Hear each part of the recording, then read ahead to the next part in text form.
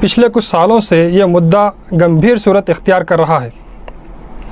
ये मानी हुई बात है कि दुनिया में जितने भी धर्म या मज़ाहिब या रिलीजन्स मौजूद है और उनकी धर्म ग्रंथों में स्पष्ट रूप से ये सिद्ध है कि इस ब्रह्मांड में या इस पृथ्वी पर सबसे ज़्यादा सर्वश्रेष्ठ जीवन किसी का है तो वो सिर्फ इंसान का है।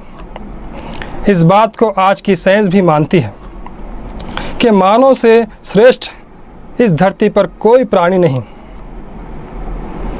दुनिया के हर धर्म ग्रंथ में बेकसूर इंसानों की हत्या करने को महापाप बताया गया है। जैसा कि कुरान करीम सूरह मायदा 5वीं सूरत आयत नंबर 32 में बताया गया है, मन क़तला नफ्सन बिगैर नफ्सिन औ फसादिन फिल अर्ज़ फ़कअन्नमा क़तलन नास जमीआ। जिस किसी ने किसी को क़त्ल किया बग़ैर इसके कि उसने कोई क़त्ल का गुनाह किया हो या मुल्क में फ़साद बर्पा किया हो, गोया उसने सारे इंसानों को क़त्ल किया। और हिंदुज़म के अनुसार मानव सेवा को माधव सेवा कहा गया है। ये हमारा भारत देश धार्मिक देश है, जिसकी वजह से हिंदुस्तान के लोग धर्म के प्रति आस्था रखने वाले, ईश्वर या परमात्मा की भक्ति में डूबे हुए ऋषियों, मुनियों, अवतारों, सूफ़ी संतों, औलिया से प्रेम करने वाले और मन की गहराइयों से उन सब का सम्मान करने वाले, धर्म ग्रंथों को अपने जीवन का मार्गदर्शन बनाने वाले, इंसान को साक्षात परमात्मा का रूप समझने वाले, ऐसे पवित्र भावनाओं से जिनके हृदय भरे हुए थे, ऐसे भारतवासियों को कलयुग का प्रभाव इस कदर भी बदल सकता है, कोई भी अनुमान नहीं लगा सकता था कि सिर्फ गाय के नाम पर हज़ारों बेगुनाह इंसानों को मार डालें। वास्तव में हमारे भारतवासियों में इस परिवर्तन की वजह ना ही इनका ईश्वर है और ना ही इनके धर्म ग्रंथ है, और भारत के इतिहास में भी इनके पूर्वजों ने कभी इस तरह गौ रक्षा के नाम पर मासूम इंसानों को मार डालने का महापाप किसी भी युग में नहीं किया। दृष्टि की गहराइयों से देखा जाए तो गौ रक्षा के नाम पर बेकसूर इंसानों को मार डालना ये राजकारण मुद्दा है, जिसका ताल्लुक़ ना ही धर्म ग्रंथों से है और ना ऋषि मुनि अवतारों के जीवन चरित्र से है। और ईश्वर की बनाई हुई प्रकृति के नियम हमको इस बात की अनुमति नहीं देते कि हम गौ रक्षा के नाम पर इस धरती के सर्वश्रेष्ठ जीवन पाने वाले इंसान की हत्या कर दें। मैं इस विषय में विस्तार से आप लोगों के सामने अपनी बात रखूँगा।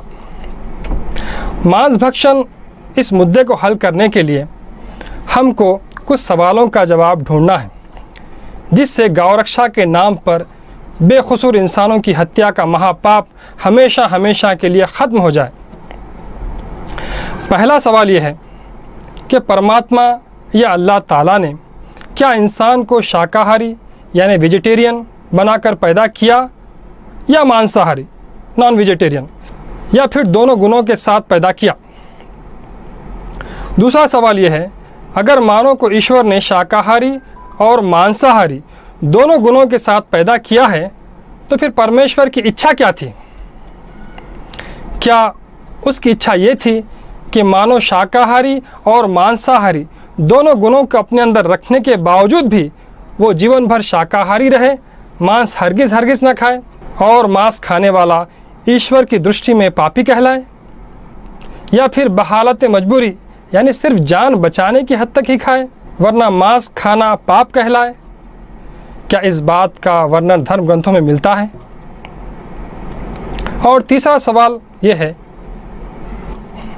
क्या बात है कि सिर्फ गाय की बलि पर ही भारतवासियों में गुस्सा छा जाता है?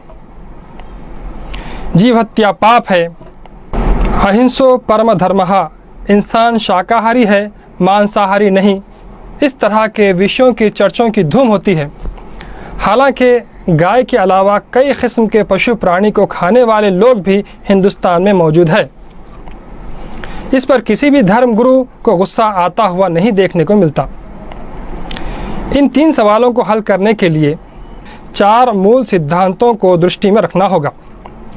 पहला सिद्धांत, इस विशाल ब्रह्मांड को बनाने वाला, इसमें 84 लाख जीवों को पैदा करने वाला और आखिर में इंसान को सारे ब्रह्मांड और 84 लाख जीवों का मूल रूप या सूक्ष्म रूप बनाकर पैदा करने वाला, वो परमात्मा, परमेश्वर अल्लाह एक ही है, जिसकी वजह से ये कभी नहीं हो सकता कि परमात्मा या परमेश्वर या अल्लाह मानव समाज के कुछ लोगों को मांस खाना पाप कहे और कुछ लोगों को मांस खाना पुण्य बताए।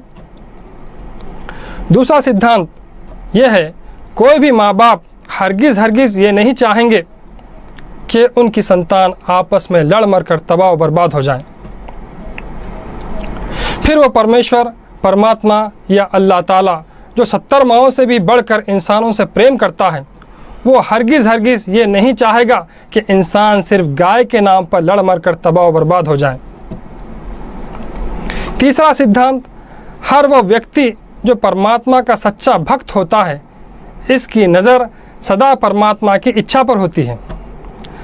वो कभी भी राजकारण लोगों से, जिनका परमात्मा से कोई भी आध्यात्मिक संबंध नहीं होता, इनके मानव समाज में फूट पैदा करने वाले भाषणों से प्रभावित नहीं होता, बल्कि सारा मानव समाज जो परमात्मा की संतान है, वो खुद भी सारे मानव समाज को इसी दृष्टि से देखते हुए अपने दिल में सारे मानव समाज का प्रेम और दर्द रखकर वो स्वयं मन ही मन में इस तरह के गंभीर विषयों पर परमात्मा से दुआएं करता है, प्रार्थना करता है कि ऐ ईश्वर, ऐ परमात्मा, यहाँ गाय को काटना पाप है, तो मानव गाय से ज़्यादा श्रेष्ठ है, इसको मारना महापाप है, इन पापों को ख़त्म करने का सही रास्ता बता। इस तरह की भावनाओं के साथ ईश्वर से प्रार्थना करते हुए इस मांस भक्षण मुद्दे का हल तलाश करने वालों को आसानी से ये मुद्दा हल हो जाएगा, वरना किसी ख़ास समुदाय से दुश्मनी की दृष्टि रखकर इस मुद्दे को हल करना चाहें तो कभी हल ना होगा। चौथा सिद्धांत, इस गंभीर मुद्दे को हल करने के लिए हमको कभी भी प्रकृति और धार्मिक ग्रंथों का ही सहारा लेना होगा, वरना अपनी अपनी बुद्धि के बल पर इस मुद्दे को हल करने की कोशिश करने पर झगड़े बढ़ने के सिवा कुछ न होगा। आइए पहला सवाल हल करते हैं। परमात्मा या अल्लाह ताला ने इंसान को शाकाहारी यानी हर्बीवोरस बनाकर पैदा किया या मांसाहारी यानी कार्निवोरस बनाकर पैदा किया, या फिर दोनों गुणों के साथ यानी ओमनिवोरस बनाकर पैदा किया? प्रकृति परमात्मा की तरफ से सत्यता को जानने की ऐसी कसौटी है जिसको दुनिया की कोई भी ताकत लाखों युगों तक कुछ भी परिवर्तन नहीं कर सकती। ये भी सारी दुनिया जानती है कि प्रकृति के नियम में किसी भी मानव समाज का या समुदाय का कुछ भी दखल नहीं, बल्कि प्रकृति का हर नियम ईश्वर प्रगट होता है और इस नियम को स्वीकार करने वाला ही परमात्मा का सच्चा भक्त कहलाता है। चूँकि मानव शरीर अपने अंदर सारा ब्रह्मांड रखता है, जिसका प्रमाण धर्म ग्रंथों में भी है और प्रकृति में भी, और आज साइंस भी इस बात को जान चुकी है कि इंसान सारे ब्रह्मांड का पिंड है यानी बीज रूप है। जैसा कि धर्म ग्रंथों में आया है, यथा ब्रह्मांड तथा पिंडांड। वास्तव में ब्रह्मांड में जो कुछ भी है वो एक मानव के बच्चे में मौजूद है। जैसा कि शास्त्रों में कहा गया, आत्मसंभूत तदाकाशम, आकाशाद वायु, वायुर अग्नि, अग्निरापः, तद्भवे पृथ्वी, पृथ्वी औषधम, औषधादन्नम, अन्नाद्रेतः, रेतस्य पुरुषा। आत्मा से आकाश बना, आकाश के बाद वायु बनी, वायु के बाद अग्नि बनी, अग्नि के बाद पानी बना, पानी के बाद ज़मीन बनी, ज़मीन से शाकाहारी पदार्थ बने, शाकाहारी पदार्थ से खुराक बना, खुराक से खून बना यानी पशु प्राणी बने, और खून से यानी पशु प्राणी से इंसान बना। इसको इस प्रकार भी कहा गया है, जीव योनि सहस्रेषु भूत संख्यान जाति। 84 लाख योनियों से जीव पैदा होकर आखिरी सूरत इंसान की बनती है। लग 84 फेरे फिरकर सुंदर नर्तन पाया, खाया पिया सुख से सोया, नाहक ज़माना खोया, हीरे जैसा जन्म था कौड़ी मोल गवाया। ये कबीरदास जी कहते हैं। और पवित्र कुरान में भी इसका विवरण इस तरह है, सनुरिहिम आयातिना फिल आफाकी व फी अनफुसिहिम, हम शीघ्र ही हमारे निशानात जो ब्रह्मांड में हैं दिखाएंगे और ख़ुद इनकी अपनी जानों में दिखाएंगे। इन श्लोकों के आधार से सिद्ध होता है कि इंसान सारे ब्रह्मांड का बीज रूप है